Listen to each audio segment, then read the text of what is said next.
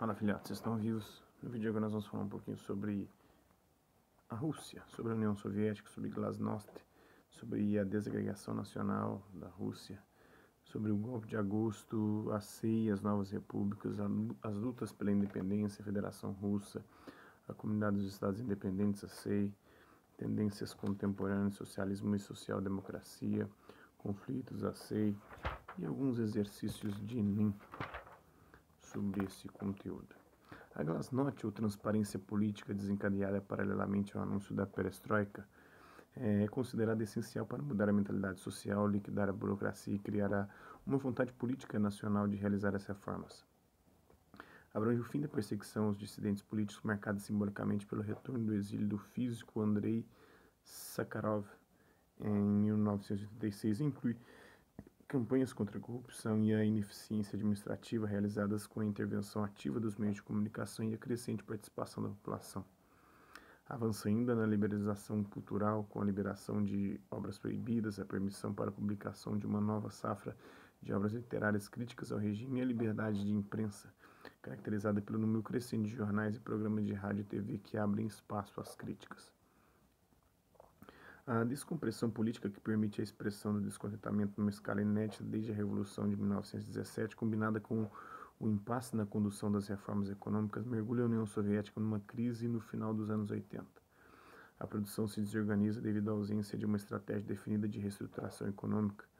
O único ponto claro da perestroika é a liquidação do antigo sistema de planejamento centralizado. A estruturação de um novo sistema obscuro, organizam-se máfias constituídas por antigos dirigentes de empresas e ministérios que se apropriam do patrimônio público e acumulam fortunas. O Partido Comunista se divide em facções antagônicas. A União se desagrega como resultado da pressão de movimentos nacionalistas e autonomistas nas diversas repúblicas. Um plebiscito, em 1990, aprova a continuidade da União, mas conflitos étnicos agravam o processo desagregador. O governo central perde poder sobre as repúblicas. Em 19 de agosto de 1991, Gorbachev enfrenta um golpe de Estado dado por civis e militares conservadores que pretendem manter a União e revogar boa parte das reformas liberalizantes. Mas a reação ao golpe conta com o apoio da maioria das forças armadas e da população, assim como de diversas repúblicas. Em Moscou, a resistência é dirigida por Boris Yeltsin, presidente da Rússia, Ruslan Khasbulatov, presidente do Parlamento da União, e pelo general Alexander Rudskoy, tendo como centro a defesa do parlamento, a Casa Branca. Dissolução do Império como consequência da resistência aos golpistas e do enfraquecimento da posição política de Gorbachev, e Yeltsin assume o poder de fato, proibindo o funcionamento do Partido Comunista na Rússia. O poder crescente de Yeltsin força a renúncia de Gorbachev em dezembro de 1991. As repúblicas declaram independência sucessivamente: a Lituânia, a Estônia e a Letônia em 22 de agosto, seguidas pela Ucrânia, 24 de agosto, a Bielorrússia, 25 de agosto, a Geórgia e Moldávia, 27 de agosto, Azerbaijão, Kirguizia e Uzbequistão em 30 de agosto, o Tajiquistão em 9 de setembro e a Bielorrússia e a Armênia em 22 de setembro. Em 9 de dezembro de 91, Rússia, Ucrânia e Bielorrússia formam a Comunidade de Estados Independentes, o CEI, dando por revogada a existência da União das Repúblicas Socialistas Soviéticas. Cazaquistão, Uzbequistão, Turcomênia, Kirguizia e Tajiquistão aderem à CEI em 14 de dezembro. A CEI e as novas repúblicas. Desde sua fundação, a Comunidade dos Estados Independentes vem se debatendo com sua natureza ambígua. Embora não seja um país, é mais do que uma simples comunidade econômica de nações, pois tem forças armadas centralizadas. O rublo ainda circula nas repúblicas que a integram e mantém-se em grande parte intacta a relação de supremacia da Rússia sobre as demais unidades da extinta federação. Mas a explosão de contradições durante muito tempo, represada pelo Kremlin, abala a coesão e as instituições ainda precárias da nova comunidade. Divergências sobre o controle do arsenal nuclear e a ratificação do Tratado de START, de desarmamento, que a União Soviética tinha assinado com os Estados Unidos em julho de 91. Desentendimento sobre a partilha proporcional entre as repúblicas da antiga dívida externa soviética, de 74 bilhões de dólares, e a necessidade de conformar-se às regras do FMI para obter no Ocidente uma ajuda de 24 bilhões de dólares prometida pelos Estados Unidos e pela Alemanha. São alguns dos problemas globais enfrentados pela CEI em 92. Mas há outros litígios que, em alguns casos, degeneraram em guerra aberta. A presença de 130 mil soldados do ex-exército vermelho na Letônia, Lituânia e Estônia, sob a alegação de que é preciso garantir a segurança da comunidade russa residente nesses países, mantém a tensão entre a Rússia e os estados bálticos. Na Moldávia, o governo luta com os separatistas da autoproclamada República do Transdniestr, habitada por russos e ucranianos que temem a possibilidade de integração dessa república à Romênia. Os separatistas contam com o apoio do 14º Exército Russo, estacionado em sua região. No Cáucaso, a Armênia e o Azerbaijão continuam lutando pela posse do enclave de Nagorno-Karabakh, com um grande número de baixas de parte a parte. Entre a Rússia e a Ucrânia, além da disputa pelo controle da frota do Mar Negro e do arsenal nuclear, há também a disputa pela posse da Crimeia, habitada majoritariamente por russos, mas sob jurisdição ucraniana desde 1954. O território luta pela independência, não se contentando com o status de autonomia relativa concedido por Kiev. A Geórgia, embora não pertença à CEI, tem também conflitos internos, além do que opõe os partidários e opositores do ex-presidente Zviad Gansakurdia, deposto em janeiro de 92. Há também a guerra das autoridades de Tbilisi com a Ossétia do Sul, território georgiano, que reivindica a anexação à Ossétia do Norte, pertencente à Federação Russa. Todas as questões são herança da política stalinista de separar os grupos étnicos para enfraquecê-los. A própria Federação Russa, às voltas com problemas políticos e econômicos dos mais graves, é uma colcha de retalhos de reivindicações das minorias étnicas que a compõem e ameaçam fazê-la implodir da mesma forma que a ex-União Soviética. O novo Tratado da Federação Russa, assinado por Boris Yeltsin em março de 92, com 18 das 20 repúblicas autônomas que a integram, não encontra uma solução para os seus problemas mais sérios. A reivindicação de soberania da Tartária, proclamada em 21 de 3 de 92, o separatismo da Chechnya-Ingushetia, convertida em duas unidades independentes por um decreto do Soviético Supremo de junho de 92, o desejo da comunidade russo-alemã de restaurar a antiga República Autônoma, o Volk, eliminada por Stalin em 1941, e a proposta de que Yakutia e a Buriatia, o distrito de Nienets, e as repúblicas Komi e Tuva, territórios autônomos da Sibéria, fundem-se nos Estados Unidos do Norte da Ásia. Em todos esses casos, a secessão seria economicamente desastrosa para Moscou, que perderia o controle sobre o petróleo tártaro, as jazidas de ouro buriatas e de gás natural Nenetsio, o cobalto tuvânio, os diamantes iacútios e assim por diante. Para complicar as coisas, o presidente Boris Yeltsin encontra-se desde o início de 92 em rota de colisão com Ruslan Khasbulatov, o presidente do parlamento, com quem debate a distribuição do poder. Isso os levará até o final do ano à confrontação aberta. Instituída em 21 de 2 de 91, integrada pela maior parte das repúblicas que formavam a extinta União Soviética, Armênia, Bielorrússia, Cazaquistão, Geórgia, Moldávia, Kirguízia, Rússia, Tadiquistão, Turcomênia, Ucrânia, Uzbequistão e Azerbaijão, sede em Minsk, na Bielorrússia, é gerida por conselhos de chefes de Estado e de governo das repúblicas participantes. A CEI não é um país, pois cada uma de suas unidades constitutivas é politicamente soberana, mas é mais do que uma comunidade econômica, pois tem forças armadas centralizadas. Além disso, embora os países membros estejam criando gradualmente suas próprias moedas, o rublo ainda circula paralelamente na maioria delas. Os últimos 25 anos são marcados por uma rápida e intensa reordenação da política e da economia em todo o mundo. Na política, o principal fator de mudança é o fim da polarização Estados Unidos e União Soviética. A perestroika de Gorbachev e a queda do Muro de Berlim precipitam o desmonte da União Soviética. Emergem conflitos localizados, antes abafados pela polarização. Muitos deles têm caráter étnico-religioso, o racismo e o extremismo de direita ganham novo fôlego, e o crescimento do fundamentalismo islâmico assusta o Ocidente. Na economia, novos blocos são formados, os tigres asiáticos aceleram seu desenvolvimento, os Estados Unidos enfrentam dura concorrência do Japão em seu próprio território, e a velha ideia da unificação da Europa é mais uma vez retomada com a criação da Comunidade Econômica Europeia, hoje União Europeia.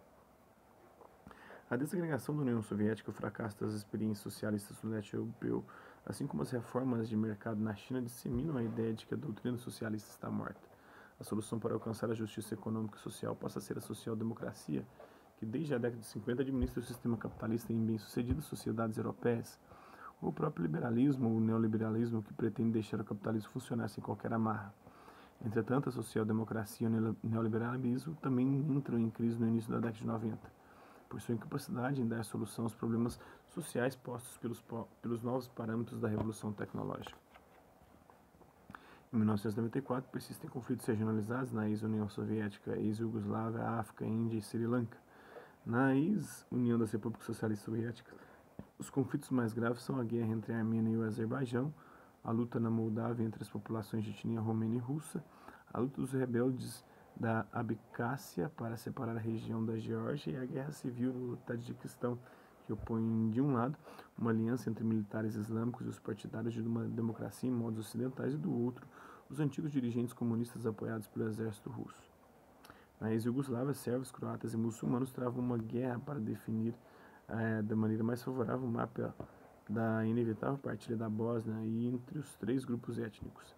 Na vizinha Croácia, persiste a tensão entre o governo nacional e as milícias formadas pela minoria sérvia, que controlam um terço do território do país. Na África, continua a guerra fratricida de Angola e os conflitos em Ruanda, na Somália e no Chad. Entre os conflitos étnicos da Índia, sobressai a campanha movida por grupos extremistas hindus contra a numerosa minoria muçulmana. No Sri Lanka, a rebelião Tamil contra a maioria singalesa continua a manifestar-se em atentados terroristas. A comunidade de estados independentes formada pelas repúblicas da antiga União Soviética tende cada vez mais a dar ênfase à independência dos estados-membros e desprezar o aspecto de comunidade. Apesar de manterem laços econômicos muito estreitos, como herança da antiga União, e de formalmente constituírem forças armadas unificadas, cada república procura estruturar suas próprias forças armadas e libertar-se das antigas dependências econômicas, criando relações separadas tanto com a Europa e os Estados Unidos quanto com a Ásia. As tensões étnicas permanecem, assim como os problemas políticos. A Rússia, após o confronto entre o parlamento e o presidente Yeltsin em 1993, mantém seu plano de reconversão econômica, com altas taxas de desemprego, mas inflação em baixa, e procura reconquistar a hegemonia sobre as demais repúblicas. Vamos aos exercícios. A Guerra Fria acabou com a queda e fragmentação da União Soviética em 1991. São aspectos que impulsionaram a crise no socialismo, o forte endividamento ocasionado pelo investimento em armas e na questão aeroespacial, a falta de participação da população que gerava um descontentamento, baixa presença no mercado internacional e crise econômica constante nos países aliados. Há 80 anos, a Rússia era forte por causa do dinamismo revolucionário do comunismo, incluindo o poder de atração da sua ideologia. Há 40 anos, a Rússia soviética era forte por causa do poderio do Exército Vermelho. Hoje, a Rússia de Putin é forte por causa do gás e do petróleo. Está no Timothy Garton Ash, historiador inglês, em janeiro de 2007.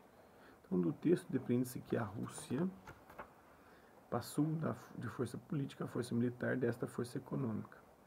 Em 1968, o ano das transformações, foi um ano que, por seus excessos, marcou a humanidade. As utopias criadas em 68 podem não ter se realizado, mas mudaram para sempre a forma como encaramos a vida, segundo Maurício Segala na revista Época, de 7 de janeiro de 2008. Um dos acontecimentos internacionais que marcou o referido ano foi a Primavera de Praga, uma tentativa de estabelecer um modelo socialista mais liberal na Tchecoslováquia, reprimida pela União das Repúblicas Socialistas Soviéticas.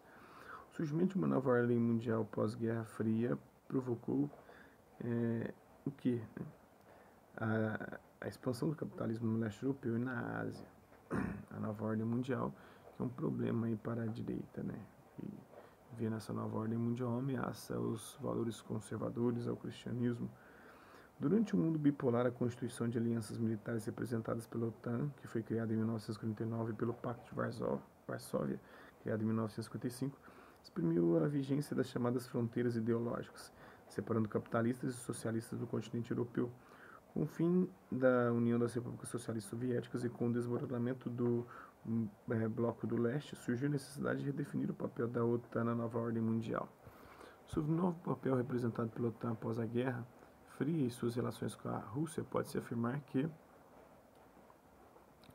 A expansão da OTAN para o leste europeu desagrada a Rússia e revive períodos de tensão da época da Guerra Fria, uma vez que Moscou vê os avanços em direção ao leste europeu como uma ameaça à sua área de influência regional.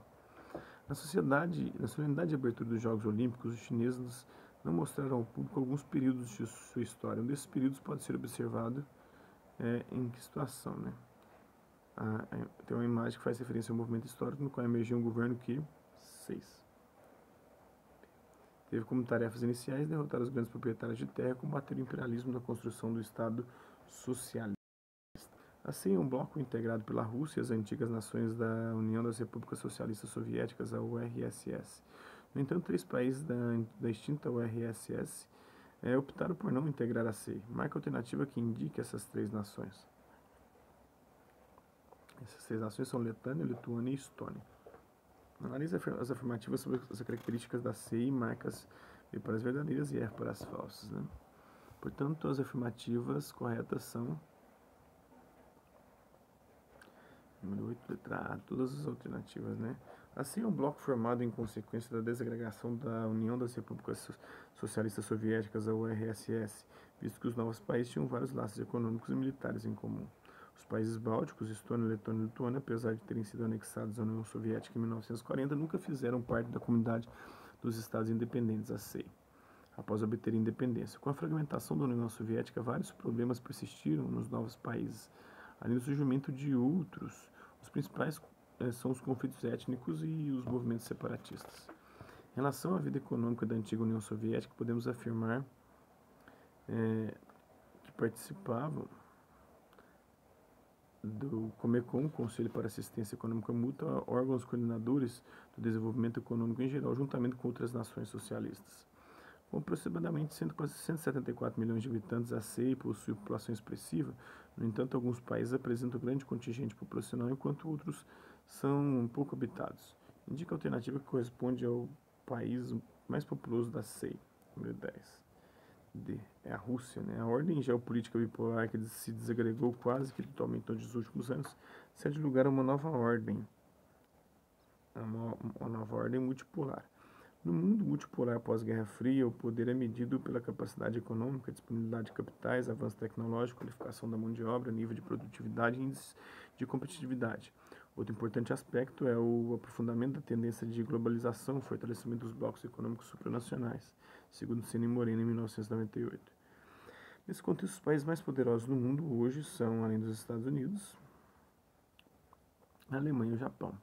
Na Europa, após 1989, com a derrubada do Muro de Berlim e o fim da Guerra Fria, ocorreu uma reformulação das fronteiras, fazendo surgir um novo mapa político. Podemos considerar como parte dessa reformulação a definição do projeto unitário da Europa Ocidental.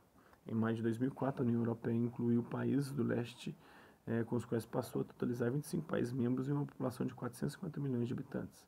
A entrada desses novos países ocorreu por questão econômica, pois a formação desse bloco garante um mercado interno gigantesco, apto a concorrer vantajosamente com os Estados Unidos e com o Japão. A partir de 1º de maio de 2004, mais 10 países passaram a integrar a União Europeia. 3 deles são Estônia, Letônia e Lituânia. Sobre esses países são feitas as seguintes afirmações.